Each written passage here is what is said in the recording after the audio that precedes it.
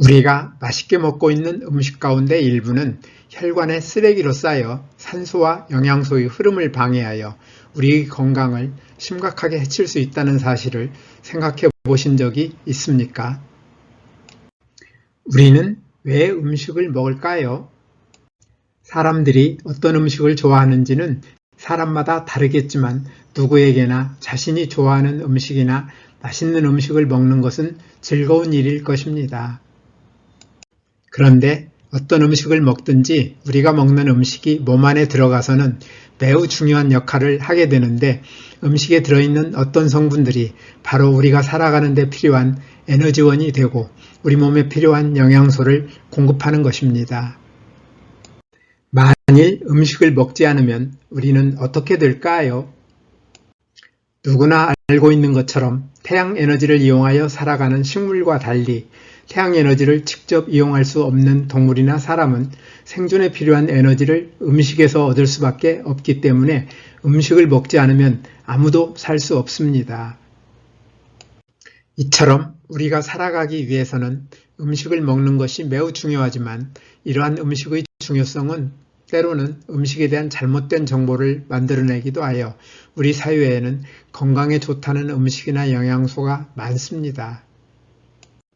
어떤 음식은 눈이나 뼈나 뇌, 피부의 건강에 좋다거나 면역력에 좋다는 말을 자주 들을 수 있고 단백질이나 미네랄, 비타민, 항산화제 등 영양소가 좋다며 이런 영양소들의 보충제도 많이 팔리고 있습니다. 건강에 좋다는 특정 음식이나 영양소 보충제가 건강에 얼마나 도움이 될 수 있을지를 판단하기 위해서는 우리 몸의 일하는 방식을 눈여겨볼 필요가 있습니다.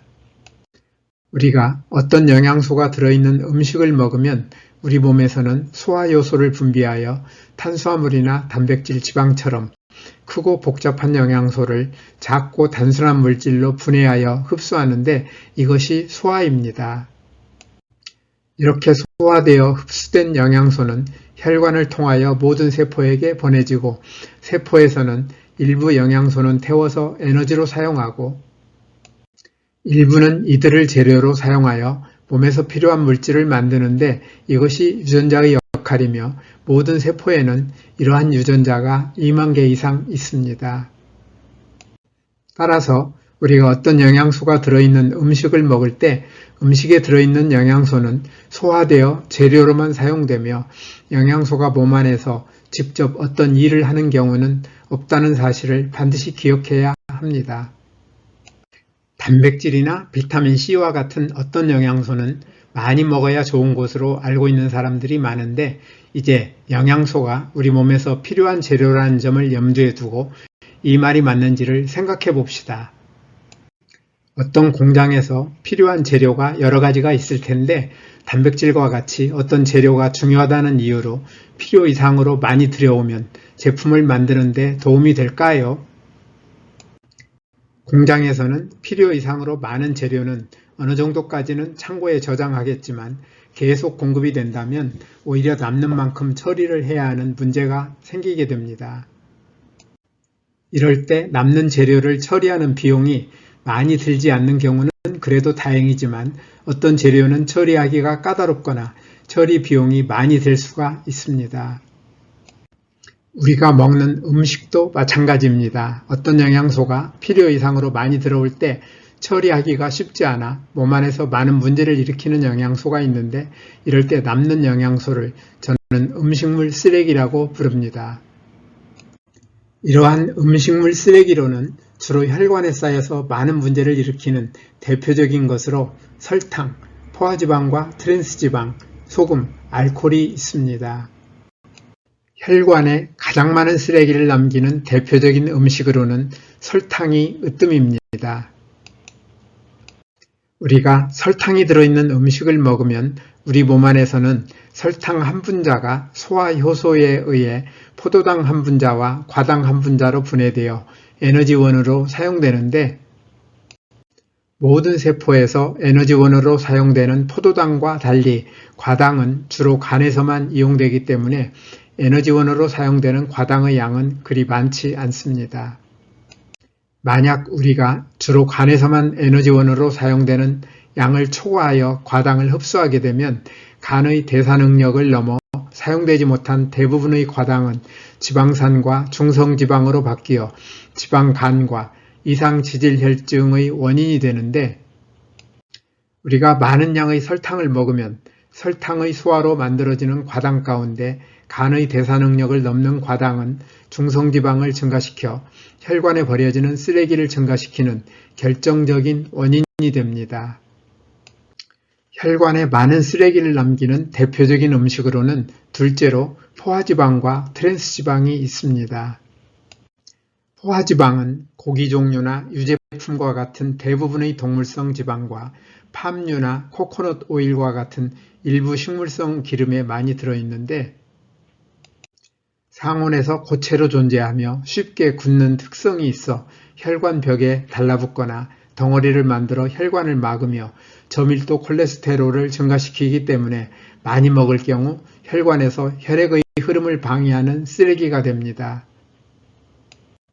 불포화 지방인 식물성 지방에 수소와 중금속 촉매를 넣어 만들어지는 트랜스 지방은 마가린이나 쇼트닝, 가공식품 등에 많이 들어있는데, 포화지방처럼 상온에서 고체로 존재하면서 혈관을 막으며 유해한 저밀도 콜레스테롤을 증가시키는 동시에 여기에 추가하여 유익한 고밀도 콜레스테롤을 감소시키기 때문에 포화지방보다 더 나쁜 쓰레기입니다. 너무 많이 먹을 때 혈관에 문제를 일으키는 세 번째 영양소는 소금입니다. 소금은 우리 몸에 반드시 필요한 중요한 영양소 가운데 하나이지만 지나치게 많이 섭취한 소금은 혈관 속 쓰레기 더미를 키웁니다. 소금을 너무 많이 먹어 피 속의 나트륨 농도가 높아지면 수분을 흡수하는 소금의 성질 때문에 수분량이 증가하여 혈압이 올라가는데, 혈압의 상승은 혈관 벽의 근육을 두꺼워지게 하여 혈관 내부가 좁아지므로 혈압은 더욱 상승하여 고혈압으로 발전합니다. 소금을 너무 많이 먹을 때 생기는 문제로 이 밖에 위암 발생을 증가시키고 골다공증과 신장 결석의 원인이 되기도 합니다.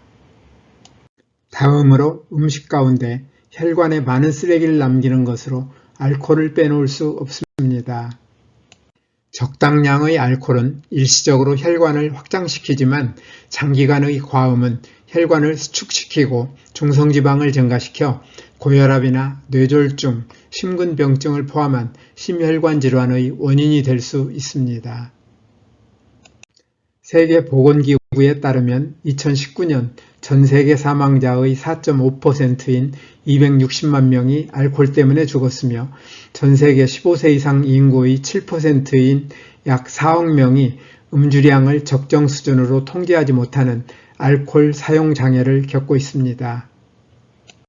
지금까지 지나치게 많이 먹을 때 혈관에 쌓여서 많은 문제를 일으키는 4가지 음식물 쓰레기, 곧 설탕, 포화지방과 트랜스지방, 소금, 알코올에 대해 살펴보았는데요. 건강을 위해 넘지 말아야 할 수준은 각각 얼마나 될까요?